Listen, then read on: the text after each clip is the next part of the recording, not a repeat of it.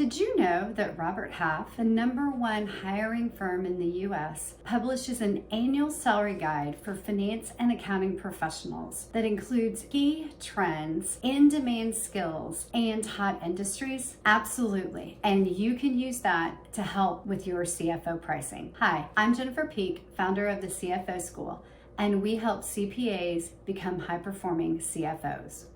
By the end of this video, you'll know how to review and raise your prices on your CFO services using facts and data, not just your gut instinct or what you might have seen on social media. And be sure to stay till the end when I give you a key tip on how you can build pricing reviews into all of your engagements.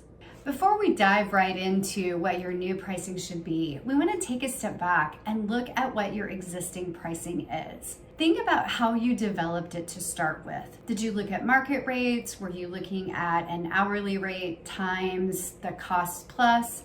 What were you considering when you priced your engagements? The other thing you'll want to look at is what are the current market rates for your services from other providers? And what sort of projects have you been working on? Are they the same types of projects and clients that you want to work on in the future? Or do you want to use pricing as a way to maybe right-size some things that are going on in your business? These are all elements that you'll want to understand before you dive into your current engagement structure and clients, as well as where your prices may be headed.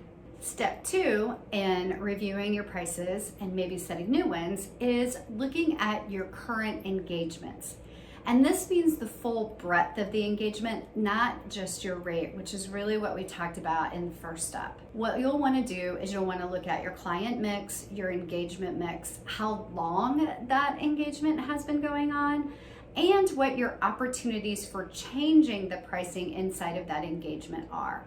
Let's say that you have 2 recurring engagements that you're reviewing currently, and these are ongoing fractional CFO services. One of those engagements started 2 years ago, and one of those engagements started 3 months ago. The one that we're going to want to dive into the most is the one that's been going the longest. And here are the things that you're going to want to look at. One, of course, is what's the rate and how long has that rate been effective? You may have already modified the rate of that engagement somewhere over the course of that 2 years. The second thing is, how does your current scope of work align with the scope of work that was agreed upon when the engagement was initially started? You'll also want to look at what changes have happened in your client, what has happened in the market around your client, how demand oriented are your services with that client? In other words, would you be easy to replace? And things like that. You can also consider your working relationship with the client and how that may need to change. On the engagement that you started 3 months ago, hopefully you considered and have learned more from that first scope of work and the engagement fees that you've already incorporated into your newer client. If you haven't, then certainly do a deep dive into the new client as well. For your other engagements, you're going to want to look at really that scope of work. Has there been a lot of scope creep? Are you doing things that you weren't originally intending to do? Now, this is most likely with long-term projects, even if they're not retainer-based, than it is with short-term projects. But take the same lens across all of your work and take a good look at your scope, what the industry demand is, how your relationship is with your client, whether you've got some things that you need to fix either with the fee or the scope of work, and really get that out on paper so you have a complete set of facts and data to be able to move to the next step. It's time for our third step in this pricing review process. And that is to put the pieces from step 1 and step 2 together. So you've reviewed your rates and how you develop those and what you want to consider going forward.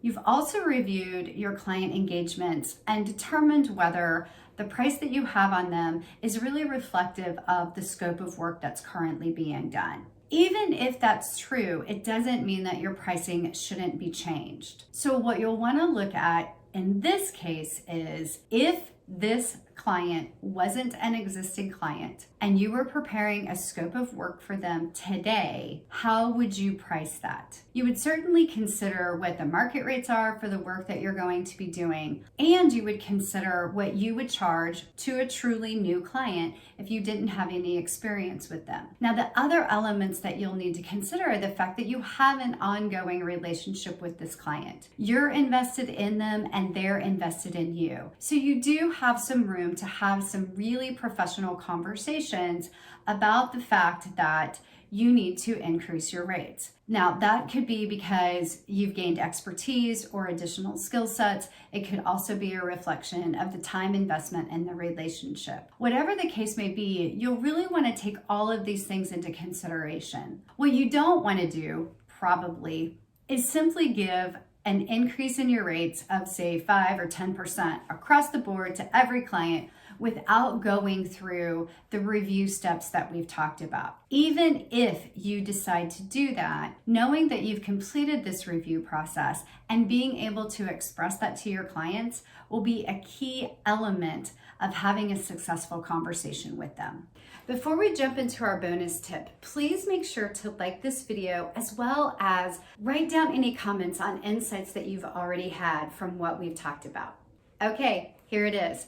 Your bonus tip for how to make reviewing your pricing and even increasing your prices easier. Build it into your engagement and even build it into your scope of work. Now, this is much more common and easier to do with longer term or recurring retainer engagements. But if you need to, you can figure out how to do it with your short-term engagements depending upon the nature of them. And here's what this looks like. Within your scope of work, you can build in defined checkpoints or phases that are time bound or activity bound so that you have a conversation with the client that confirms the scope of work, that confirms the work that's being performed, and that confirms that the fee that was agreed to is appropriate for those two things. Now, that would be a good fit for a long-term project that's non-recurring but has phases and gates and milestones in it. With a recurring engagement, the way that I really like to see this done is for you to have a quarterly meeting with your client